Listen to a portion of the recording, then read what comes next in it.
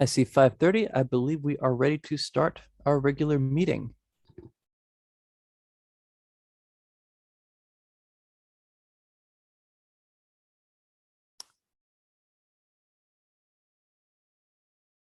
I'm sorry, I'm having some document problems. Working through that.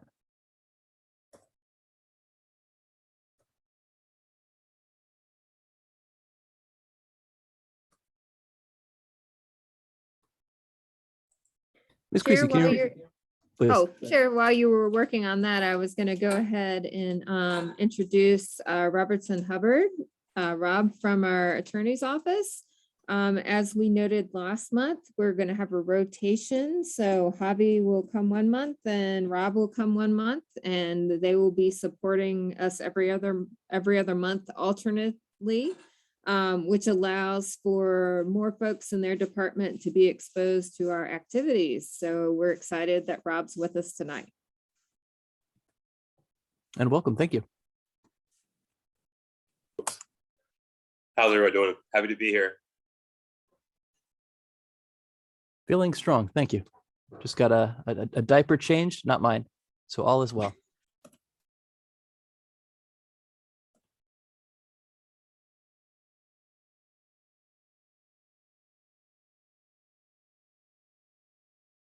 All right. I believe we start with commissioners' reports.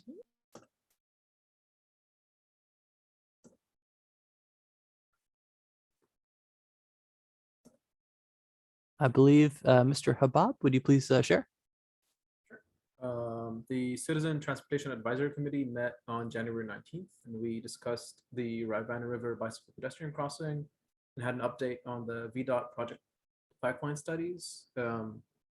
The Rivanna River Bicycle Pedestrian Crossing Stakeholder Advisory Committee, it's a mouthful, met on site to look at the two options on January 14th.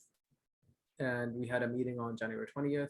The following one, which will be our fourth meeting, will be on February 17th. Sandy Shackelford from the Thomas Jefferson Planning District Commission is putting together, or has put together, an online survey to get public feedback on the crossing project. And that survey will be open from February 14th till through March 4th. The committee that I sit on should wrap up sometime in March so that the Charlottesville-Albemarle Metropolitan Planning Organization, the MPO, has time to coordinate and put together a smart scale application this year for the bridge crossing. And I hope, but I'm not too sure, that the advisory committee will be able to choose a final location for the bridge, but perhaps we'll offer a series of considerations for the MPO. The options are still between a connection at Riverview Park and the Wool Factory. And I can answer any questions anybody has about that. That's it for me. Thank you. Ms. Dell?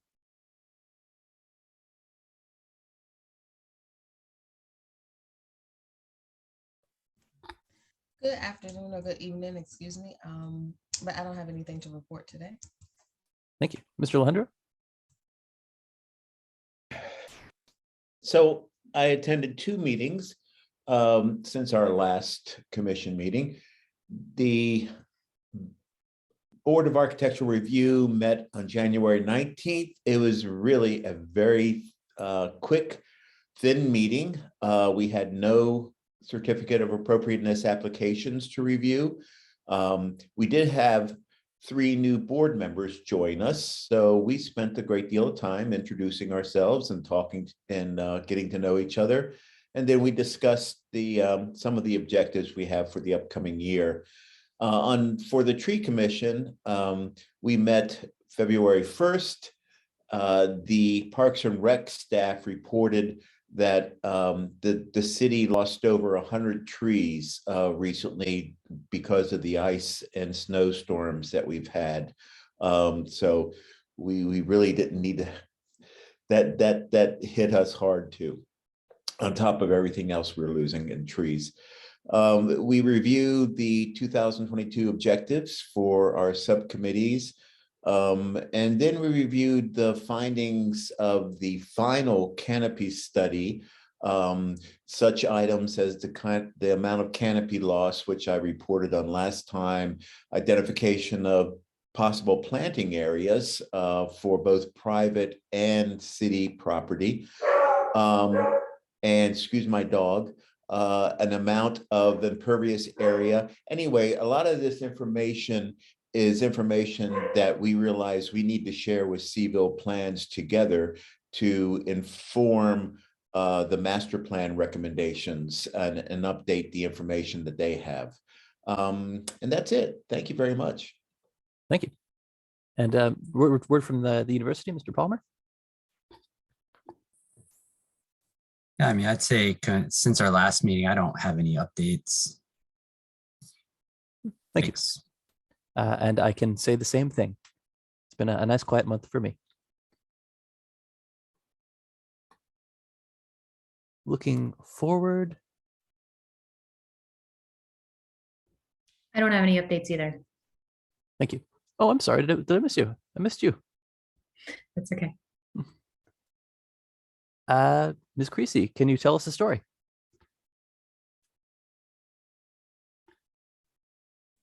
I probably could, but we'll keep it on topic. How about that? Perfect.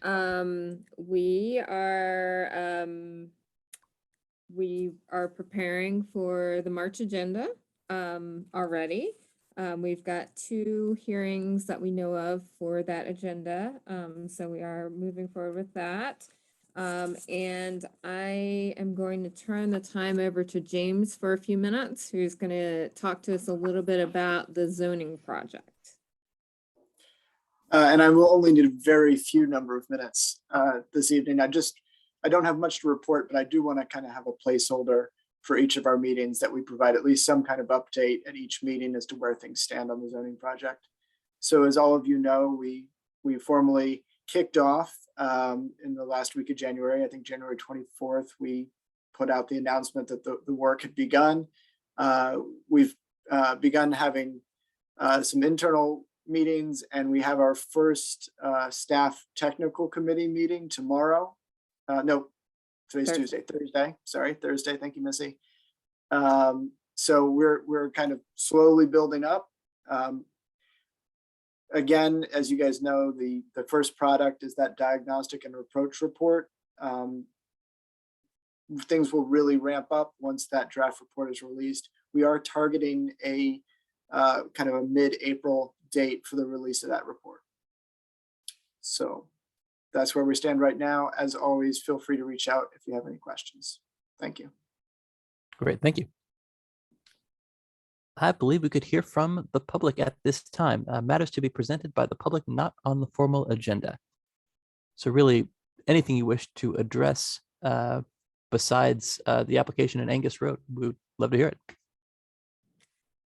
All right, if you'd like to speak to the commission at this time, please click the raise hand icon in your Zoom webinar. If you are joining us via telephone, please press *9. You'll be given 3 minutes to speak.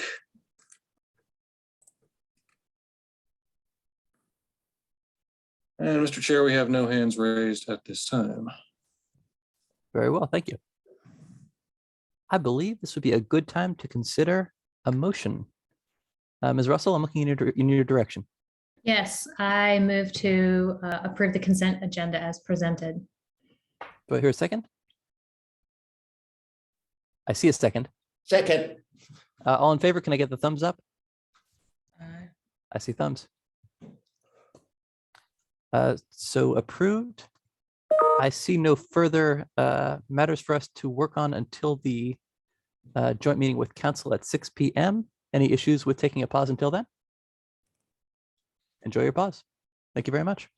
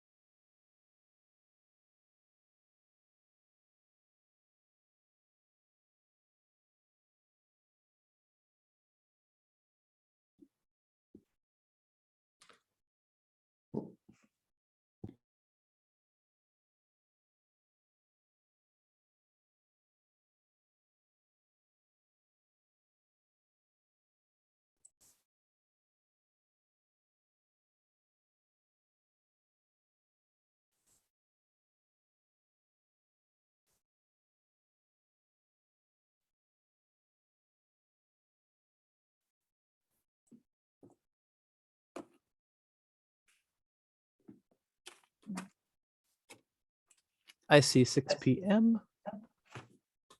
I believe we are ready for our joint Council and Planning Commission meeting to consider requested permit. Mayor Snook, is council in order?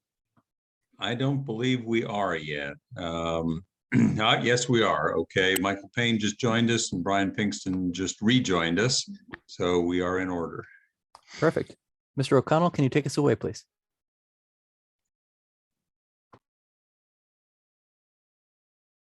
Certainly. Okay, good evening. This request is from Patrick McDermott of Dermo LLC, the applicant and property owner, who is requesting a special use permit pursuant to city code to allow for increased residential density on the subject property. The subject property is currently developed with two separate structures, a 21-unit apartment building, which is 2118 Angus Road, and a 3,200 square foot office building that is 2116 Angus Road. The applicant wishes to renovate the commercial building to accommodate up to 6 additional residential dwelling units. Subject property, which is parcel number 40C080000, is currently zoned B1 business. Under the B1 zoning classification, 17 dwelling units could be developed by right on this site for the max of 21 dwelling units per acre. Higher residential density of up to 87 DUA is permitted with a special use permit. Commercial office space is also permitted by right. The current apartment use is a legal non-conforming use with a DUA of 25, and the additional 6 dwelling units would increase the DUA to 33. The recently adopted 2021 future land use map designates 2116 and 2118 Angus Road as a neighborhood mixed use node.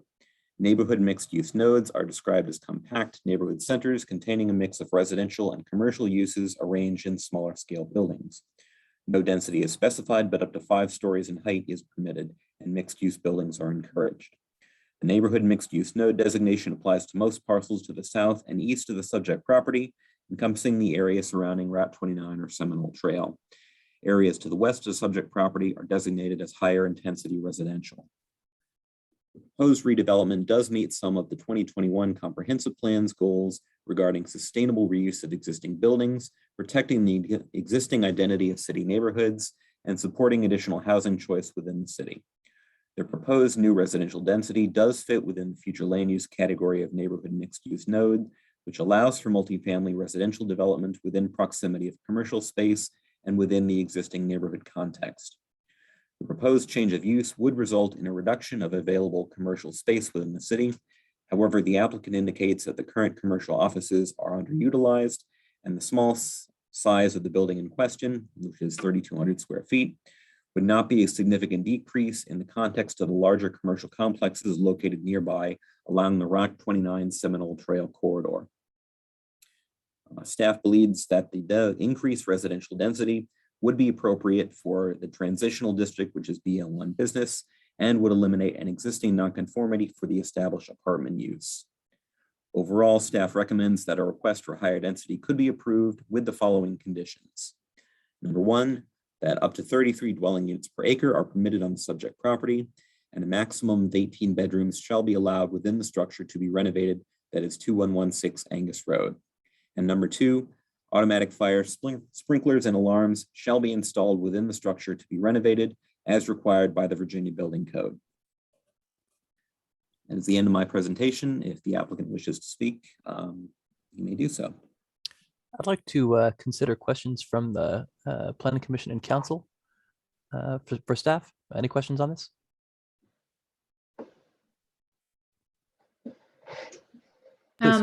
I was hoping that staff could speak to some of the, to a comment from a member of the public expressing some existing maintenance concerns on at the apartment. Sure. We received some comments concerning maintenance, which we have provided to our property maintenance staff, who will be following up later this week.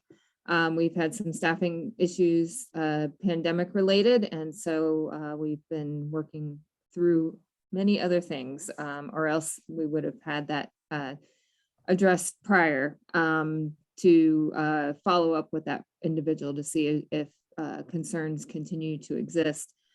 We did receive a photo from the individual concerning a pillar that had fallen on the site. There was a stop work order issued for that activity because the work started without a permit, and then the owner got the proper permit and continued the work in adherence with building code.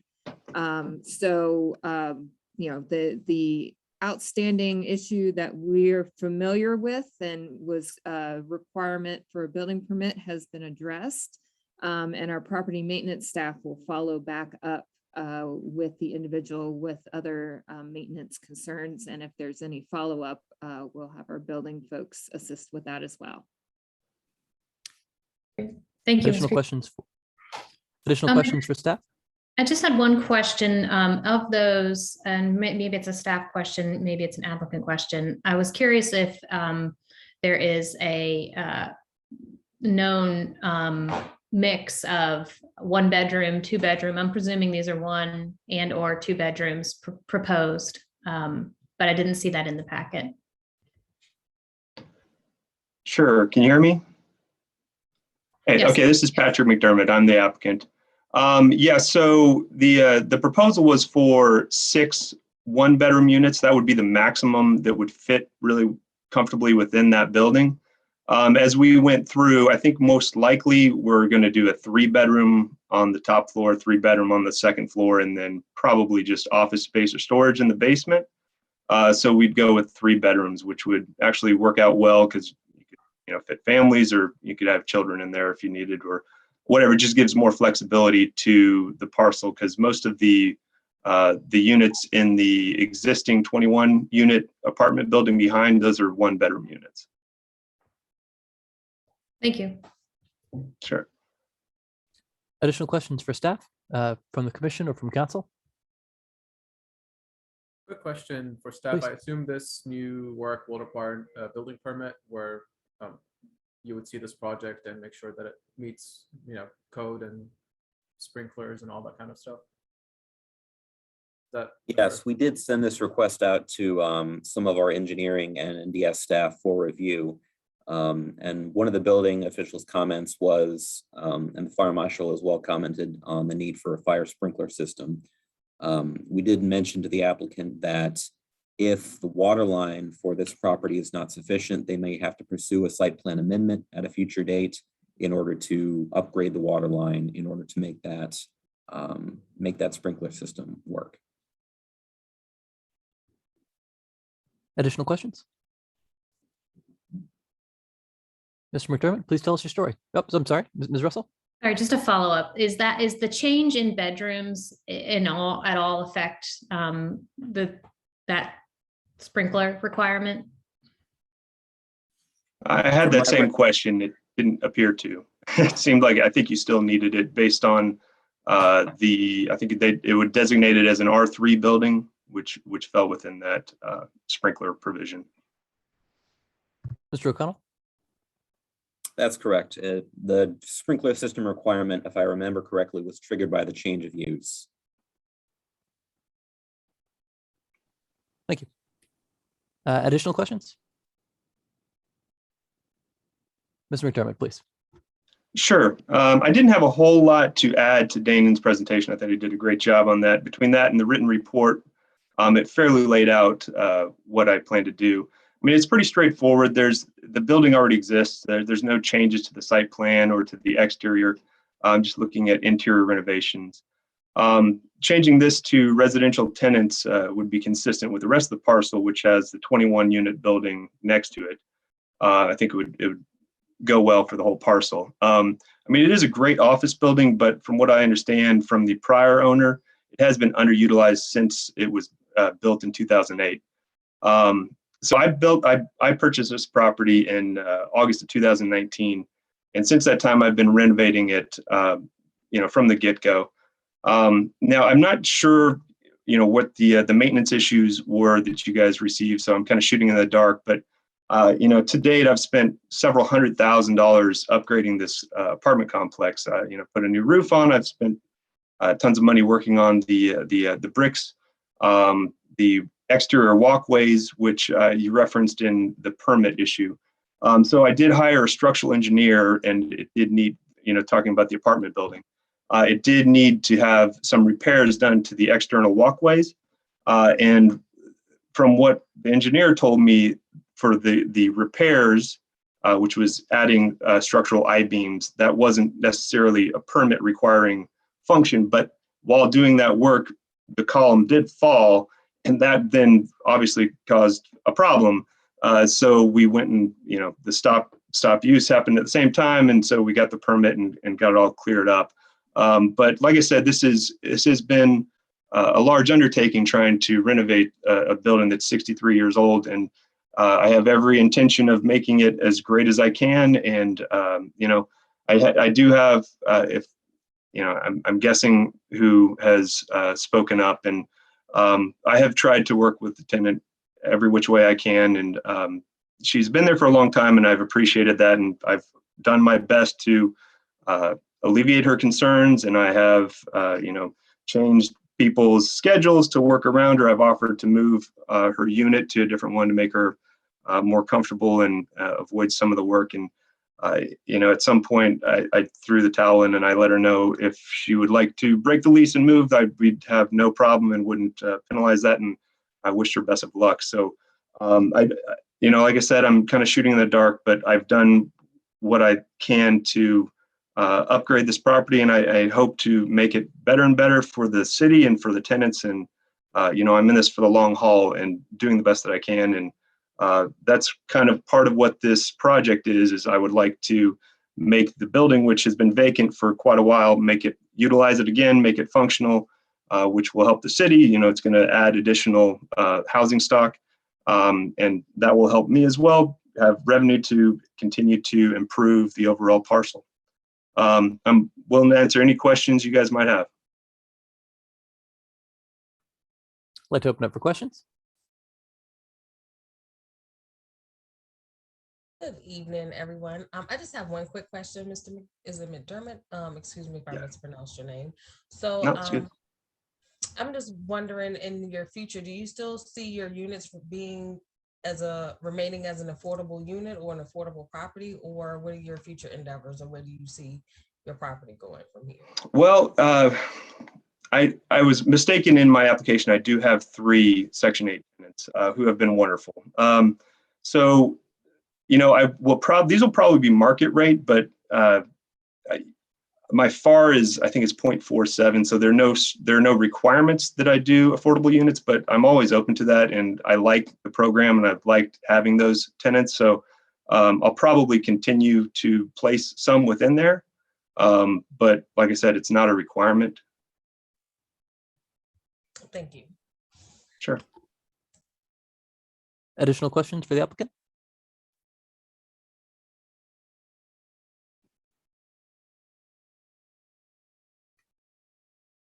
The conditions, do they seem reasonable? Any issue with the conditions as you see them printed?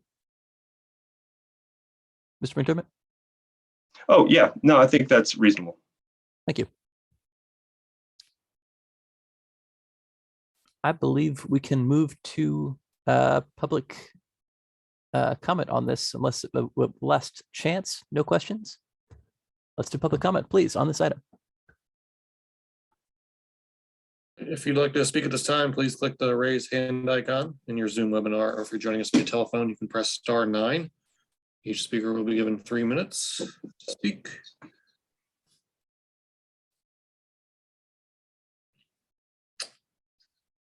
And Mr. Chair, there are no hands raised. Thank you very much. Moving to discussion of this item. Who would like to start? Thoughts and feelings?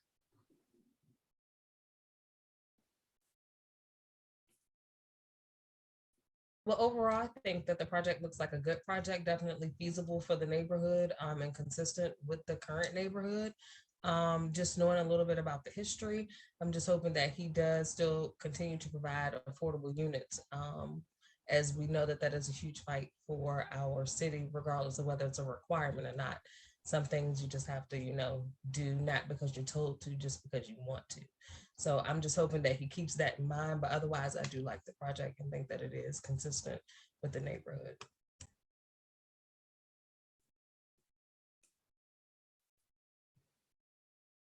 Any other thoughts? And I would also entertain a motion. I'll just say I agree and also think it is in accordance with our future land use map. I appreciate the staff report pointing out that it's reuse of existing building, therefore furthering sustainability goals.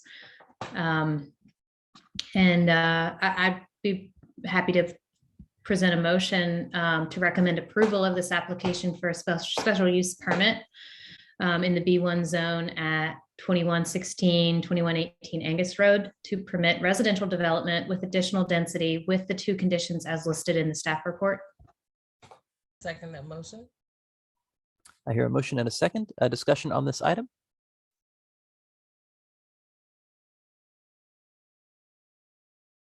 Seeing none, Ms. Creasy, would you please call the roll? Sure. Mr. Lahindra, Aye. Mr. Habab, Aye. Ms. Dow, Aye. Ms. Russell, Aye. and Mr. Sola Yates. Aye. I believe that passes unanimously. I believe we are in a good position to close this public hearing. Council, thank you very much. Mr. McDermott, thank you very much. Thank you very much. Appreciate it. Thank you, and I wish that all of the meetings we have this week had been so short.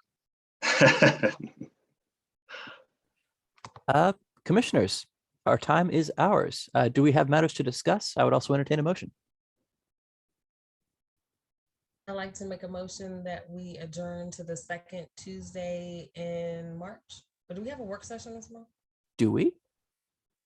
No work session in February. Okay, so then to the second Tuesday in March. I hear a motion. And I second it. I'll second it. Thumbs up, please. I see thumbs. Have a great month, everyone. Thank you. Have a good night.